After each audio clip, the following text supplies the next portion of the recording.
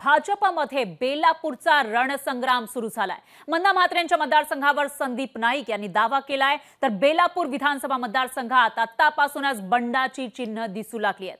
बेलापूर विधानसभेच्या उमेदवारीवरून भाजपमध्येच रस्सीखेच पाहायला मिळते, त्यामुळे महायुतीमधील इतर पक्ष तर दूरच राहिले, पण भाजपमधीलच नेते आपापसात भांडताना दिसतात। भाजप आमदार मंदा म्हात्रे यांच्या मतदारसंघावर माजी आमदार संदीप नाईक यांनी दावा ठोकलेला आहे, त्यामुळे त्यांची इच्छा आता लपून राहिलेली नाहीये। तर दुसरीकडे मंदा म्हात्रे साहजिकच या ठिकाणी दावा करण्याची शक्यता आहे, कारण त्या तिकडच्या विद्यमान आमदार आहेत। तर संदीप नाईक यांच्या दावेदारीने बेलापूर भाजपमध्ये मोठा रणसंग्राम पाहायला मिळण्याची शक्यता आहे। पाहूया त्यावरचा लोकशाही मराठीचा हा स्पेशल रिपोर्ट।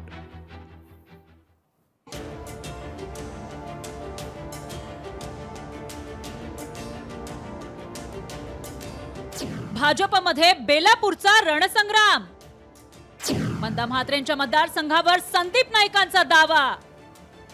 बेलापूर विधानसभा मतदारसंघात बंडाची चिन्ह। विधानसभा निवडणुकीत नवी मुंबईतल्या बेलापूर मतदारसंघावरून भाजपमध्ये यादवी माजण्याची शक्यता आहे। सध्या बेलापूरमध्ये भाजपच्या आमदार आहेत, त्यामुळे येत्या निवडणुकीत बेलापूरच्या उमेदवारीवर त्यांचाच दावा आहे। मंदा म्हात्रेंना त्यांच्याच पक्षातील माजी आमदार संदीप नाईकांनी आव्हान दिलंय। संदीप नाईक हे ऐरोलीचे आमदार होते। वडील गणेश नाईकांसाठी त्यांनी 2019 मध्ये माघार घेतली होती। आता बेलापूर मतदारसंघातून संदीप नाईकांनी लढण्याची तयारी केली आहे। सोशल मीडियावर प्रचार सुरू केलाय। आमदार गणेश नाईकांनी संदीप यांच्या दावेदारीचं समर्थन केलंय।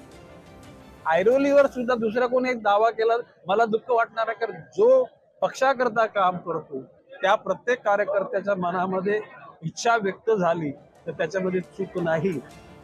संदीप नाईकांनी बेलापूरमधून लढावं अशी इच्छा आहे, त्यामुळे संदीप नाईक यांच्या समर्थकांनी प्रचार सुरू केला तर गैर काय असा सवालही त्यांनी विचारलाय।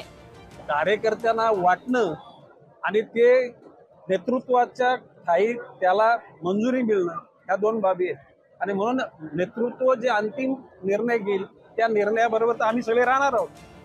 आमदार मंदा म्हात्रे यांची प्रतिक्रिया अजूनही समजू शकलेली नाही, पण त्या सहजासहजी बेलापूर हातचं जाऊ देणार नाहीत। लोकसभेला संजीव नाईक यांनी माघार घेतली होती, पण आता नाईकांनी निश्चय केलाय, त्यामुळे बेलापुरात भाजपमध्येच बंडखोरी होण्याची दाट शक्यता आहे। विकास मिरकणे, लोकशाही मराठी, नवी मुंबई।